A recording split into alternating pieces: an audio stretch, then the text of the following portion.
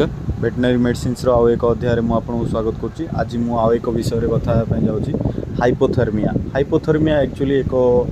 मतलब temperature down ही गाई और बाछुरी मानकर चल जाए यही माने कैल्शियम मैग्नीशियम ये सब मल्टीविटामिन्स अभाव रे सब रोग होता है। फास्ट हेले आर डिजीज किमती आर लक्षण किमती जानिबा माने टेम्परेचर डाउन हो गाईर शोई पड़ो उठनी गाई को तार ताकत नथिबो उठियापाई आउ झाड़ा एक बंद हो तार मल द्वार भी ओपन रहिबो। बेस एटा मल द्वार ओपन टा पूरा सीवियर कंडीशन को गले जिनसटा हम आर पेटरे गैस हो इंटरनल ऑर्गन रे पानी भरी जीवो एमती मुह आ नाक बाटे पानी बाहर यही सब ये हेले आमर सिम्पटम देखा गले आमे जानिबा जे यही सब हाइपोथर्मिया केस रे ए सब हुए। तो आर ट्रीटमेंट होची फास्ट डे आमे जेतो टेम्परेचर कमी जीवो यदि गाई मानक होईची ताहले 200 रु 250 खंडे आमे आईवी देबा आउ 200 खंडे आमे सबकोट देबा काल्बोरल काल्बोरल रे जेमती कि हमरो कैल्शियम अच्छी ब्लोरोगुरकुलेंट अच्छी तो सीबीजी बोली कहती आम सेटा देबा। तापर आम कौन देबा डेक्सामेथासोन डेक्सामेथासोन को देबा। डेक्सामेथासोन दे सारा पर आपको आम जो ये देबा माने हमरो जो काल्बोरल देबा काल्बोरल रे ही आम जो आईवी देबा आईवी रे आम मल्टीविटामिन जमती कि ट्राइविवेट आसची ट्राइविवेट जमती कि 10 रु 15 ml भितर ट्राइविवेट दिया है पारियो ट्राइविवेट देबा आउ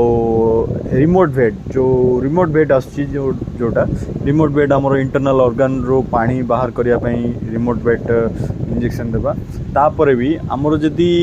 टेम्परेचर हाई हेगिरी जदी तार आमर टेम्परेचर हाई हैला पशुर घर घर आवाज आसिला आउ धई सही पशु हैला तो से कौन हुए जो आमर पानी सी बाहर करे गाई इंटरनल ऑर्गन रू मुँह और नाक बाटे सेटा कौन करे कि श्वास नली बाटे भी फुसफुस को चल जाए तो से आमर निमोनिया होबार भी चांसेस रोची। तो सही केस रे आमे एक्सटर्नल इंजेक्शन देबा सेफ्टी फॉर सोडियम 1 ग्राम पर्यंत आम दे परिबा आकु 3 दिन माने एटा 3 दिन आरो प्रोसेस चलिबो। फर्स्ट डे आमर टेम्परेचर डाउन पाई जो काल्बोरल देले ट्राइविवेट देले डेक्सामेथासोन देले देन आमर नेक्स्ट डे जदि टेम्परेचर आसी जाइछि ताहले ठीक अछि नचेत आउ थरे आमे टिके आउ थरे काल्बोरल टिके देबा पड़ियो आउ सेम प्रोसेस चलियो। नेक्स्ट डे जेबे आमर टेम्परेचर आछि तो आमे डेक्स्ट्रोज टिके डेक्स्ट्रोज 1 लीटर कि 2.5 लीटर दे देले आमर गाई ठीक हो आउ काफ मान को भी सेमती काल्बोरल 50 रु 60 ml आमे आईवी देबा आउ